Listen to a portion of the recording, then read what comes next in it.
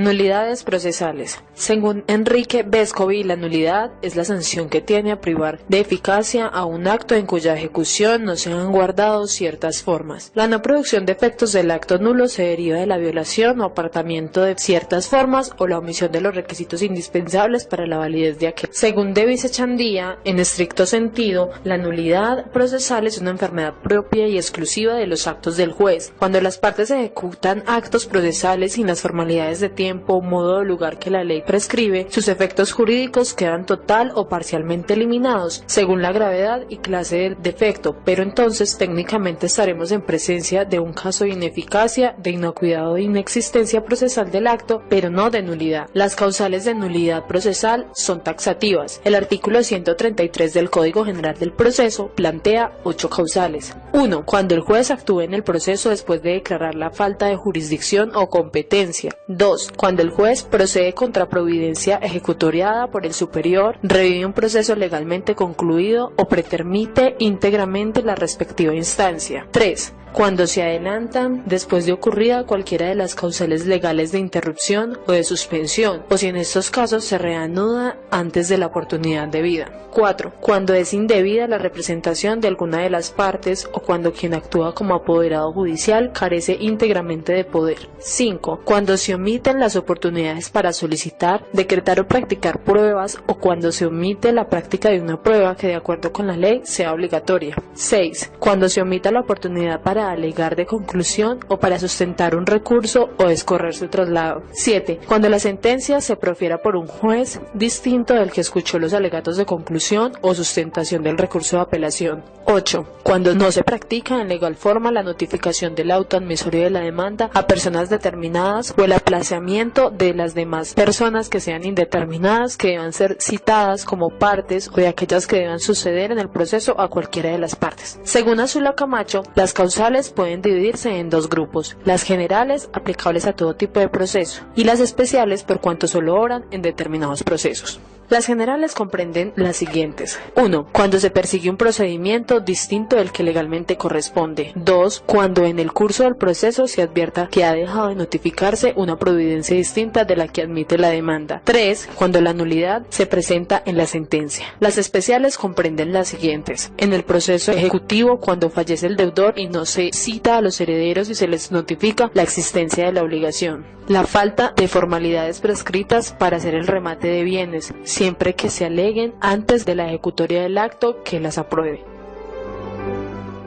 Según el mismo autor, los requisitos para invocar la nulidad son el subjetivo en cuanto se refiere al sujeto del proceso legitimado para proponerla y estriba exclusivamente en la parte que no haya dado lugar al hecho que la origina. El objetivo, la materia sobre la cual puede recaer la solicitud de nulidad, está condicionado a algunos presupuestos. 1. Solo pueden invocarse las causales tácitamente señaladas en la ley. 2. No puede invocarse las saneables si ya se ha producido saneamiento. 3. No es viable alegar la nulidad en un hecho anterior a las excepciones previas o que se hayan considerado en otro incidente, así no sea nulidad, pues la norma no hace distinción. La actividad comprende el tiempo, término dentro del cual se puede solicitar la nulidad. El modo trata de la manera como debe solicitarse y tramitarse la petición de nulidad. El lugar trata sobre la competencia. Conviene relacionarlo con las oportunidades en que puede proponerse la nulidad. Según el Código General del Proceso, los requisitos para alegar la nulidad se encuentran en el artículo 135 y son: 1. La parte que alegue la nulidad deberá tener legitimación para proponerla, expresar la causal invocada y los hechos en que se fundamenta, y aportar o solicitar pruebas que se pretenda hacer valer. 2. No podrá alegar la nulidad quien haya dado lugar al hecho que la origina, ni quien omitió alegarla como excepción previa si tuvo oportunidad para hacerla, ni quien después de ocurrida la causal haya actuado en el proceso sin proponerla. 3. La nulidad por indebida representación, por falta de notificación o emplazamiento solo podrá ser alegada por la persona afectada. 4. El juez rechazará de plano la solicitud de nulidad que funde en causal distinta de las determinadas en el capítulo 2 de nulidades procesales en el Código General del Proceso o hechos que pudieron alegarse como excepciones previas, o la que se proponga prolonga después de saneada por quien carezca de legitimación. Devise Chandía clasifica las nulidades de la siguiente manera: a. Nulidades expresas e implícitas. Si bien es indispensable limitar la nulidad a vicios esenciales, cuando el legislador no los contempla taxativamente, debía aceptarse que los casos señalados en la ley no son los únicos y que el remedio debe ser igual cuando se incurra en otros vicios de similar importancia. B. Nulidades saneables e insaneables. Se determina según que pueda invalidarse o ratificarse la actuación por la simple manifestación de las partes o su silencio, o que por el contrario ese remedio resulte improcedente. La economía procesal aconseja extender el saneamiento de la nulidad a la mayor cantidad de los casos y por lo tanto, salvo disposición legal en contrario, debe considerarse como la regla general. C. Nulidades absolutas y relativas. Se refieren a que el juez puede o no declararlas de oficio. D. Nulidades totales y parciales. Las primeras afectan la totalidad del proceso y la segunda solo una parte del mismo o de un determinado acto. E. Nulidades extensibles y no extensibles al trámite posterior del proceso. Por regla general, la nulidad procesal retrotrae el proceso al momento anterior al que ocurre, pero puede suceder el caso contrario cuando afectan un incidente aislado o un trámite ajeno al proceso del curso y cuando la actuación exterior no dependa del acto viciado.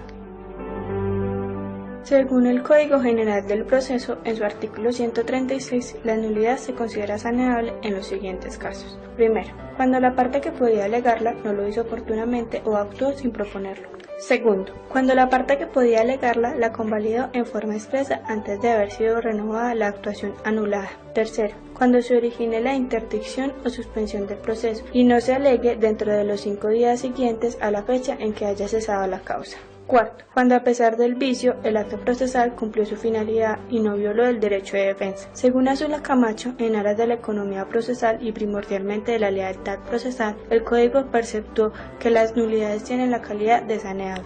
Sin embargo, algunas, en razón de que por su naturaleza la comprenden o implican, tienen el carácter de insaneables. El saneamiento convalida la actuación viciada y por lo tanto el funcionario puede continuar tramitando el proceso como si nada hubiera pasado. En la providencia que declare la nulidad debe imponerse condena en costas a la parte que lo ocasionó. Y la excepción a esta regla es que si quien propuso la nulidad no tiene que ella sea decretada, debe soportar las costas. Asimismo, quien a pesar de no haberlo ocasionado, se opuso a la petición y fue declarada.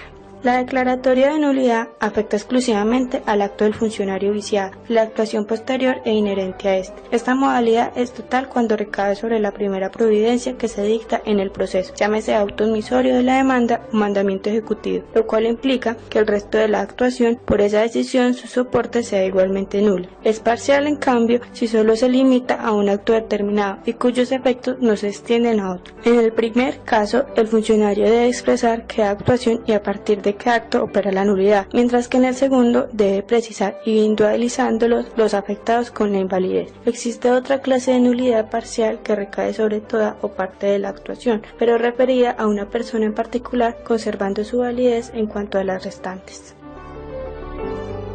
Según Azula Camacho, la recurribilidad de la providencia que se pronuncia sobre la nulidad depende de la naturaleza de ella. De esta se presentan las siguientes modalidades. Primero, la que se pronuncia sobre la nulidad, sea para acogerla o negarla como consecuencia del incidente propuesto por la parte interesada o de oficio por el juez, es susceptible de apelación que se surte en el suspensivo si la declara o en el devolutorio si la niega. Sin embargo, cuando el incidente o la declaratoria directa de oficio se produce en el curso de la segunda instancia, como la decisión le corresponde en el caso de un tribunal al ponente, procede o es susceptible del recurso de súplica. Si le corresponde a un juzgado de circuito, es irrecurrible. Segundo, cuando la nulidad se invoca como excepción en el proceso ejecutivo, como la providencia que la decide es una sentencia, contra ella es viable solamente la apelación en el efecto suspensivo, cualquiera que sea el sentido del pronunciamiento. Tercero, si la nulidad se propone como causal de casación o revisión, por ser los últimos recursos, no son susceptibles ya de ningún otro. Según Enrique Vescovi, los principios que rigen la nulidad son: primero, el principio de legalidad, nulidad. No hay nulidad sin ley,